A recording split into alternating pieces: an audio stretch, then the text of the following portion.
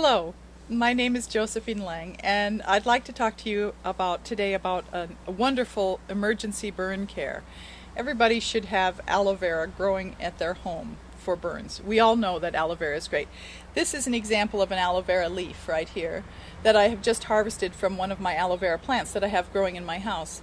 You'll notice that it has little tiny speckles of lighter colored material on the surface of the leaf. It's a smooth leaf, and it has these little saw-edged jiggy-jaggy points going down the length of the leaf.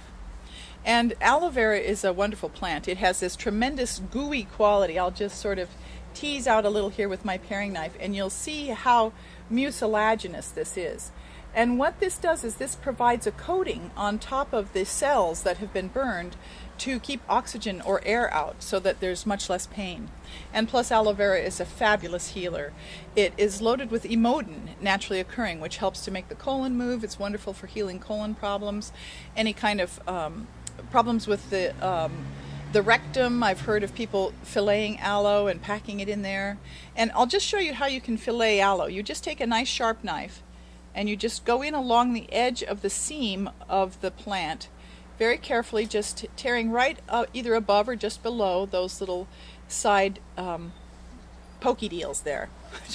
That's a very technical term. And little spines. And then as you go ahead and do it on both sides, you can open up the center of the plant into a nice fillet. And you can see it's very mucilaginous. And then you can begin to tease out this fine gooey material here, and that is the healing material that is so good for us with aloe. And so I have two wonderful healing stories from some friends of mine who had burns. One of them, she didn't need to use the aloe for. She used golden seal root powder, which is a fabulous anti-infective. And the powder is dry. You can store it. She'd had it on hand because she had a dog that had itchy hot spots. And she would put the aloe vera on the itchy hot spots, and the dog would leave the spots alone because not the aloe vera, the golden seal root powder, because the golden seal root powder doesn't taste very good. It's kind of got a sort of a sour or bitter taste to it.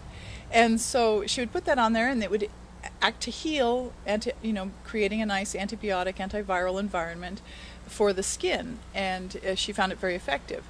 So one day when she was making her kombucha tea, she had a big pot of boiling water, and she accidentally spilled the whole pot of boiling water on her foot with her sandal on.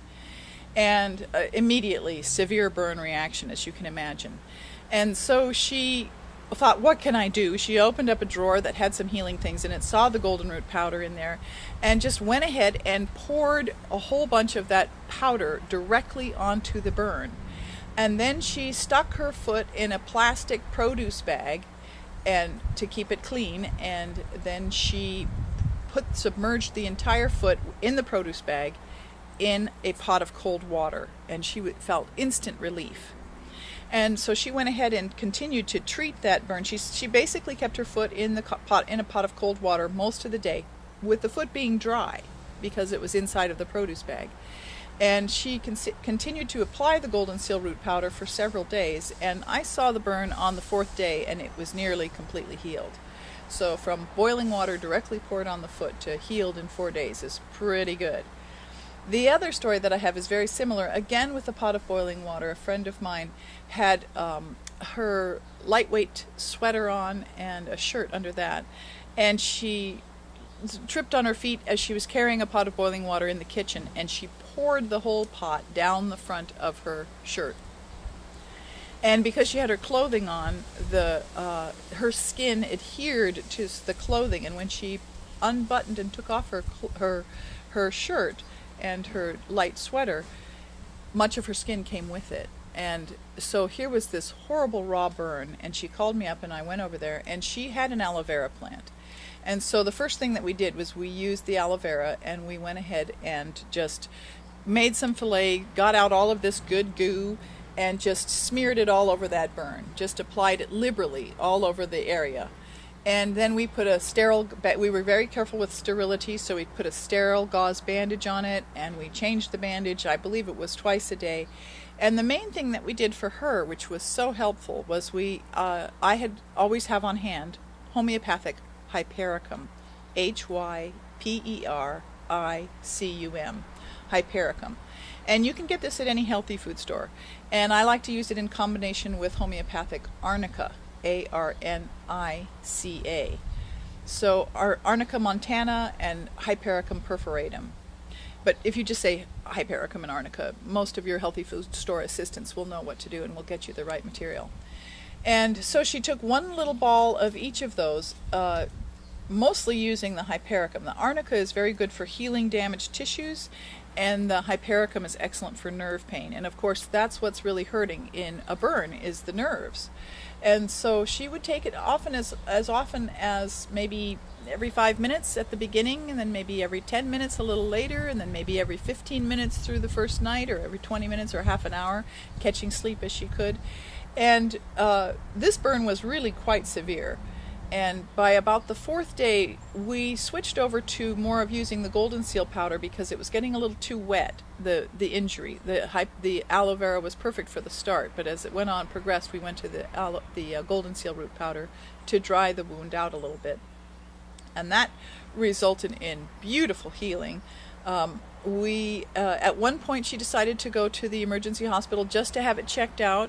And the emergency doctor was very impressed with how quickly it had healed and how thoroughly. He was like, "Really? You just took Hypericum and arnica? Wow, that's amazing. And really? You only used aloe vera and golden seal root powder? Wow, this is great." And no pain the whole time because of the use of those wonderful homeopathic medicines, which used to be commonly used in Western medical practice, but they fell out of favor sometime in the 50s or 60s.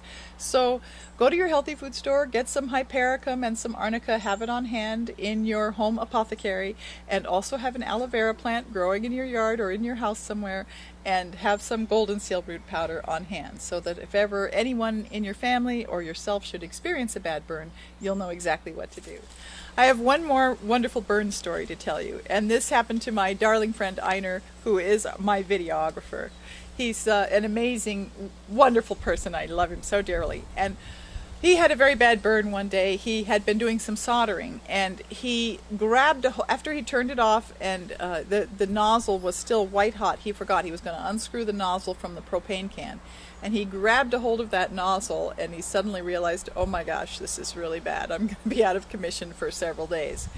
And he went into the kitchen, and immediately he saturated a paper towel with raw apple cider vinegar.